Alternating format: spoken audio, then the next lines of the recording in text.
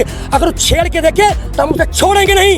ये जग चुकी है। हमने अंग्रेजों को भगाया, मुगलों को भगाया, हमने जो है रावण का वध किया, कंस का किया, दुर्योधन किया। इनको वध होते देर नहीं लगाएंगे। मैं बड़ा आश्चर्यचकित हूँ। 31 साल मैंने सरहद पे गुजारे ऐसे लोकतंत्र के लिए कि आम जनता रोड पे हो, वो एसी में बैठे हो, मलाई पूड़ी खा रहे हो हमारे पैसे से आ रही है। तो ये जो यूपी की धरती है जहाँ हमारी लाइटें काट दी गई थी, पानी बंद कर दिया गया था, हमारे नेट बंद कर दिए गए थे, हम पे लाठीचार्ज 28 जनवरी किया गया था, उसी की धरती पर, उसी की धरती से मुजफ्फरनगर और सहारनपुर की धरती से वो ट्रैक्टर आ रहा है। अब हर 2 दिन बाद हर जगह से पूरे जिले से ट्रैक्टर आते रहेंगे। और ये ट्रैक्टर नहीं है, ये हथौड़ा है सरकार के सीने पर जो उसको साफ महसूस कर रही है। जी बिल्कुल, ये हमारी एक जो बेल है, एक वार्निंग है दिल्ली के लिए। ये ट्रैक्टर अब कहीं भी जा सकते हैं, किसी और भी मुड़ सकते हैं, कोई समय निश्चित नहीं होगा, कोई दिन निश्चित नहीं होगा, कोई हम कॉल नहीं करेंगे और इस ट्रैक्टर के मुंह कहीं भी मुड़ सकते हैं। जी फिर से बैरिकेडिंग तोड़ेंगे। नियम कानून किसके लिए? वही सुप्रीम कोर्ट ने कहा था कि 15 दिन में गन्ने का भुगतान होगा, सरकार ने किया। वो सरकार जिसने समिति में उन समिति में मेंबरों को रखा जो कानून बिल का समर्थन करते थे, वो इस समय लोकतंत्र कहाँ है? अर्णव गोस्वामी को जो पुलवामा का अटैक हुआ था वहाँ पे समझ जाना चाहिए थे। पत्रकार पूनिया को, दिशा रवि को दिया गया, किसानों पे FIR दर्ज होगी। कहाँ लोकतंत्र है? यहाँ 7 महीने से हम बैठे हुए हैं। 7 महीने में बच्चा भी अपने बाप को पहचान लेता है, माँ को पहचान लेता है। हमारी सरकार कहाँ है? हमने वोट दिया था, हमने इसको खाद पानी दिया था, लेकिन जब अमेरिका में कोई दंगा होता है तो इनको ट्वीट किया जाता है 400 किसानों को शहादत हुई है, लेकिन कोई भी शिकन नहीं है। कैसा लोकतंत्र? क्या यही लोकतंत्र होता है? मैं बड़ा आश्चर्यचकित हूँ। 31 साल मैंने सरहद पे गुजारे ऐसे लोकतंत्र के लिए कि आम जनता रोड पे हो, वो एसी में बैठे हो, मलाई पूड़ी खा रहे हो हमारे पैसे से।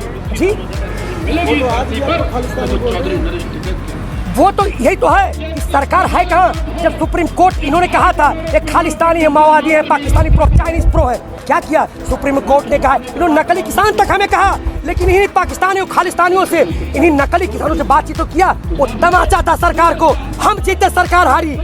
आप कहते हैं अक्सर कि सरकार सुनी सरकार ना, तमाचा पड़ा।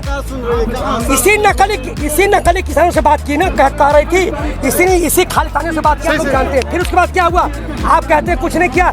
उन्होंने कहा कि इसमें काला क्या है, 9 संशोधन कर डाले, 16 संशोधन कर तैयार है। फिर कहते थे 1 इंच पीछे नहीं हटेंगे। क्या हुआ? 1.5 साल बिल को होल्ड करने की बात कर रहे हैं। और उन्होंने ये भी कहा था यहाँ कीलें लगाई थी, कीलें उखाड़ दी, कौन जीता? किसान जीते। और ये जो आपके सामने जो दो लेन है ना, दो लेन जा रहा है, इसको बंद किया था, खोल दिया, कौन जीता? किसान जीता। लेकिन बाप का हार नहीं मानता, ये झुकेंगे नहीं, तो झुकता नहीं, वो टूटता है, टूटेंगे। साफ कह दिया कि बिल वापस नहीं करेंगे। वो कृषि मंत्री, मैं कहना चाहता हूँ इस देश की जनता बड़ी है। इस देश लोक में तंत्र छोटा होता है, लोक बड़ा होता है, जन बड़ा होता है, तंत्र छोटा होता है। हमेशा जिस ओर जवानी चलती है उस ओर जमाना चलता है। भाई देखिए, जब ये पूरी आवाज हो रही है, जब भूमि अधिग्रहण बिल वापस हो सकता है लोगों की बात पे, तो ये क्यों नहीं? जब आज पूरी जनता पंजाब, कश्मीर से कन्याकुमारी तक खड़ी है, तो क्यों नहीं बात करेंगे? बताइए, ये कोई शर्त पे बातचीत क्यों?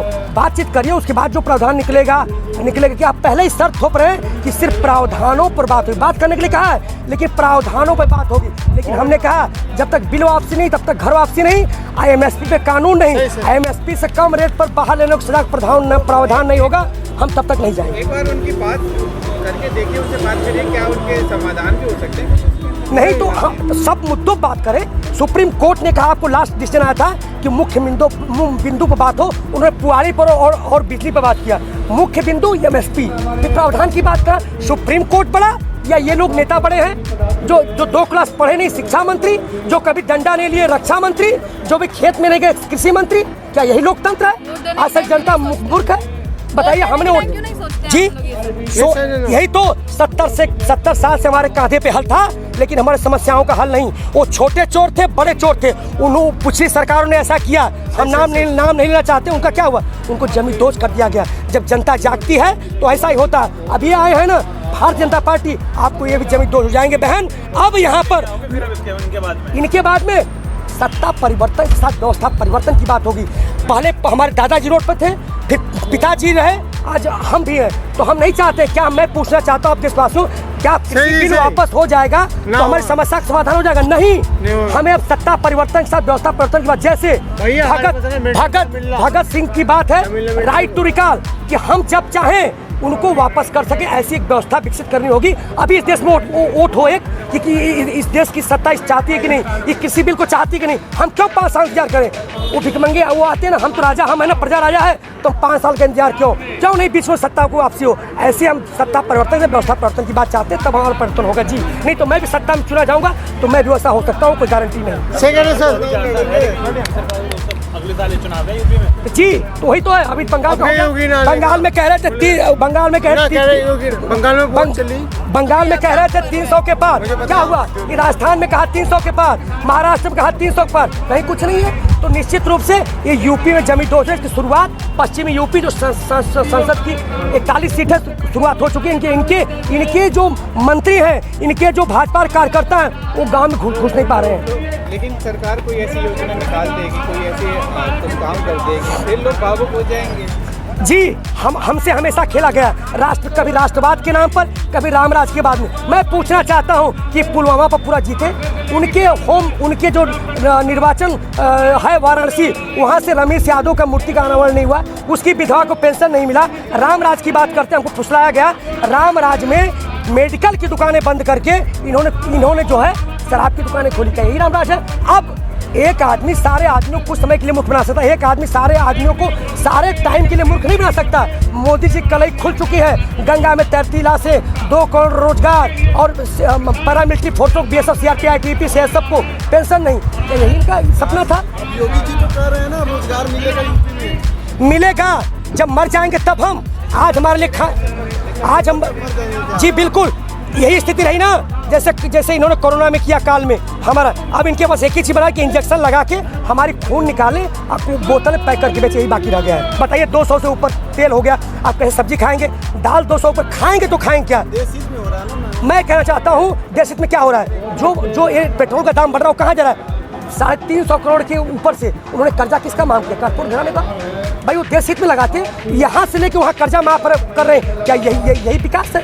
अब जनता जग गई है। दिक्कत तो उनको यही हो गई है ना कि हम सब कुछ अब जान गए। योजना कौन सी बनाई? आपको क्या मिला? आप मेरे देशवासियों, आप जाने कि आपकी इस देश की आर्थिक स्थिति कैसी है। आपकी जैसी आर्थिक स्थिति है, जिस चीज से आप गुजर रहे हो, वही देश की आर्थिक स्थिति है। पैमाना यही है। आप बताइए, आपको क्या मिला? 7 साल में क्या मिला? बताइए मुझे। आप यूट्यूबरों को यहाँ तो रोक लगाने की बात हो गई।